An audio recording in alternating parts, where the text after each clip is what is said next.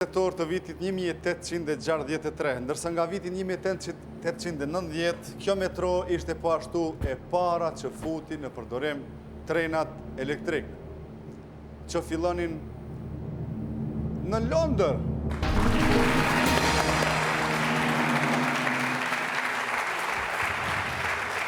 Falënderit publiku, ju falenderoj në emër të Gentit. Bravo Genti, bravo publik. 50% është merit e tyre. 53% është merit e...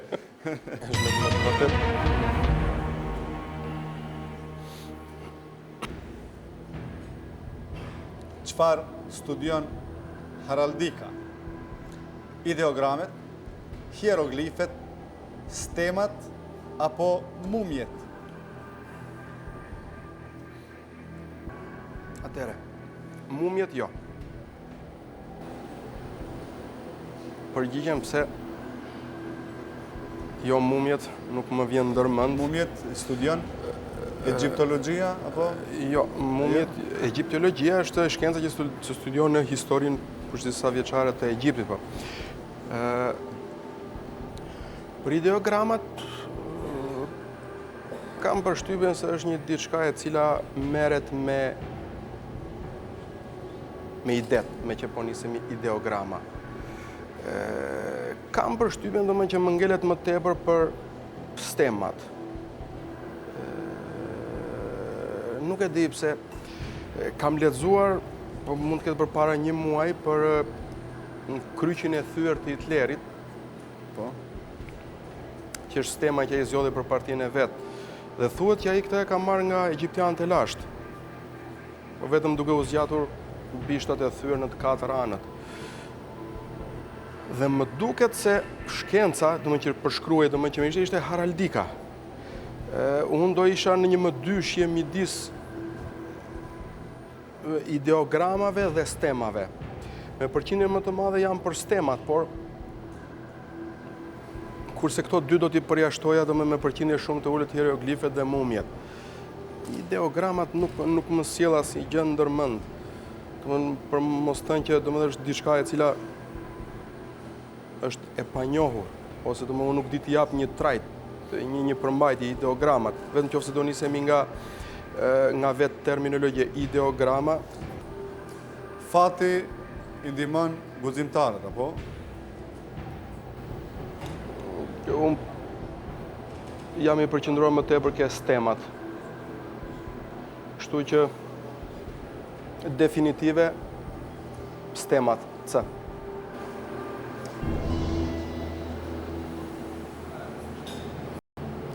Pasi jemi në një moment, do të thotë që shumë stresant. Kemi pak tension, dram, ka stres. Unë do të kërkoja nga ju që në këto raste mos të jeni shumë emocionues, dhe sepse edhe humbja është pjesë e lojës, patjetër, sepse ne tani po shkojmë me marketing.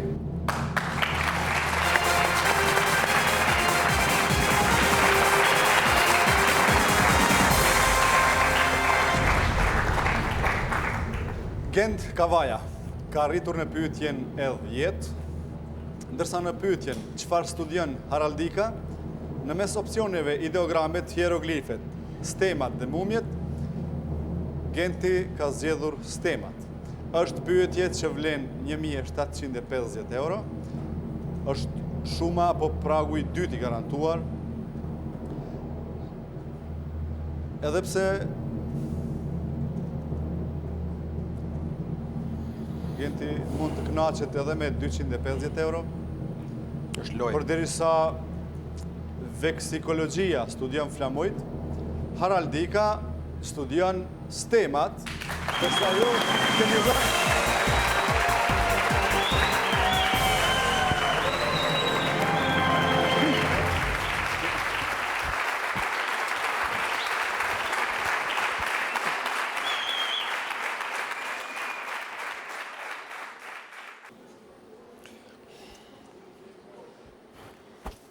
Urime, Genti.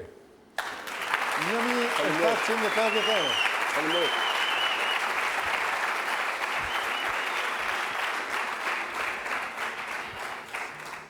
Si duket, Kerasan e ka hapur zemrën bashkë me mua, ndërsa Silvana po planifikoni ku t'i shpenzoni, po? Po, e kemi Do t'i menduar. mbetet Gentit një 50 euro, kështu, po? Mbetet. Aq. Po, jo, Genti. Dhe shkoj me pyetjen e 11. 11.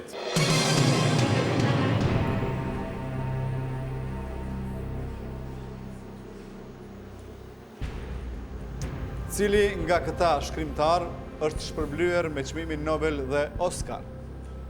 Samuel Beckett, Pearl Buck, Albert Camus apo George Bernard Shaw?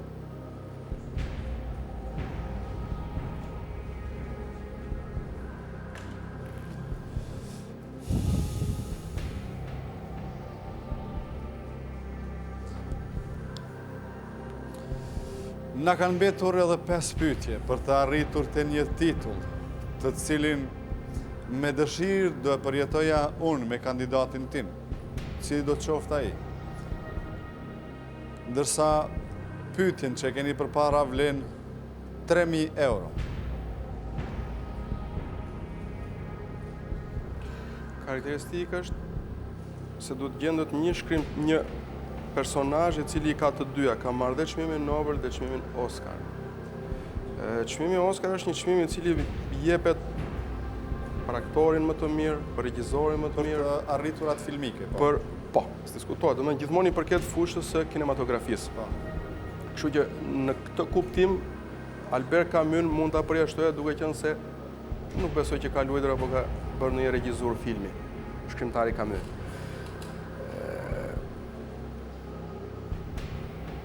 Por Oscar jepet edhe për skenarin më të mirë. Edhe për skenar. Kështu që kjo na prap komplikon. Nuk e di, për këtë Pearl Buck nuk kam asnjë lloj opsioni. Samuel Beckett është diçka i dëgjuar, më është vrarë veshi me këtë emër. Samuel Beckett, E kam diçka të dëgjuar, kurse George Bernard Shaw, duke pritur milioner. po. Kurse George Bernard Shaw është dhe regjisor. Është edhe shkrimtar. Më duhet një emër shumë i dëgjuar.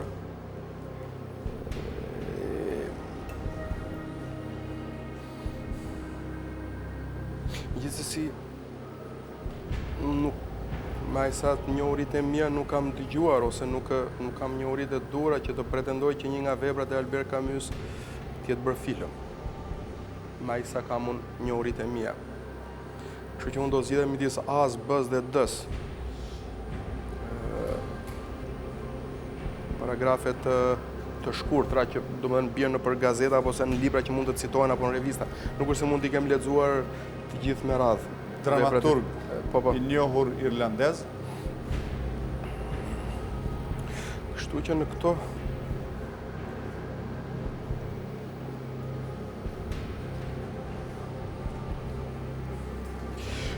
më tepër më tërheq George Bernard Shaw, nuk e di.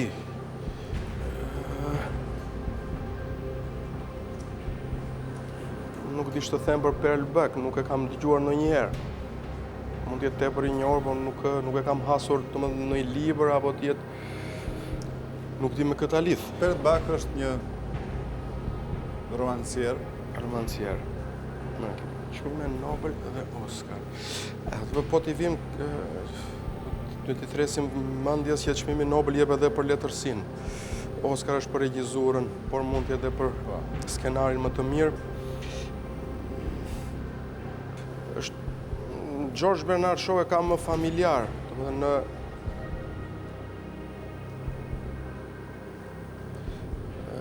midis Samuel Beckett dhe George Bernard Shaw, nuk e di, është një zgjedhje tepër e vështirë. Do përjashtoja C-n dhe B-n, a priori. Midis A-s dhe D-s, nuk e di.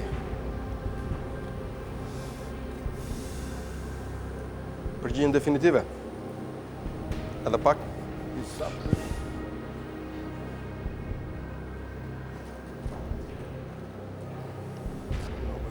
Oscar.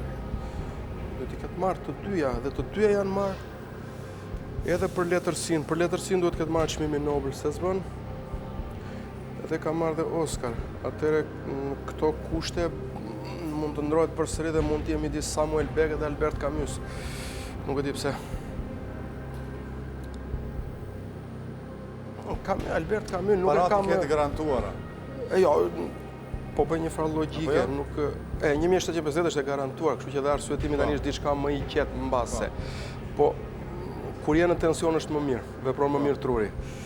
Unë do zgjidh... Ana pozitive e stresit. Diskutohet, domethënë kanalizohet e gjithë adrenalina dhe... Do preferoja anë, Samuel Beckett. Po të rimendojmë dhe njerë mund të më hyjnë prapë në mend dhe George Bernard Shaw është një romuj këtu, domethënë që nuk po di. Asnjë s'po del me përqindje më tepër se të tjera që të paktën të më ndihmonte. Atëre George Bernard Shaw është dramaturg. George Bernard Shaw është dramaturg. Është dramaturg i vjetër. Prapë dhe ky hyn në loje. Janë të tre që të intrigojnë dhe mund të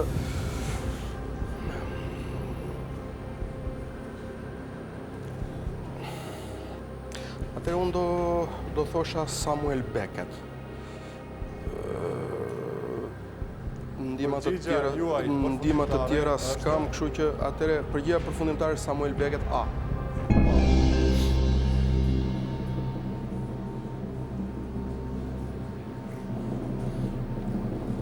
Pyetje për 3.000 euro.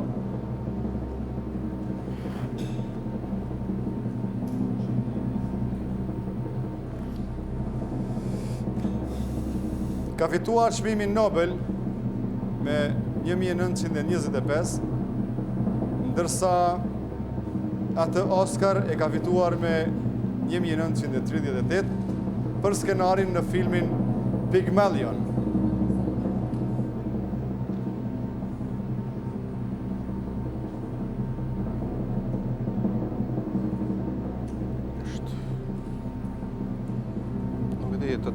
Të tre i kam në familjar dhe të tre. Fjala është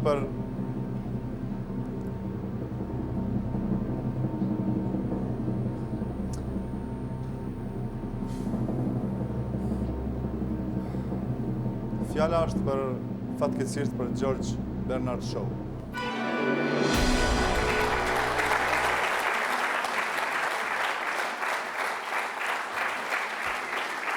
Bravo Genti! Gjithsesi, faleminderit, ishte kënaqësi. Keni qenë lojtar atraktiv.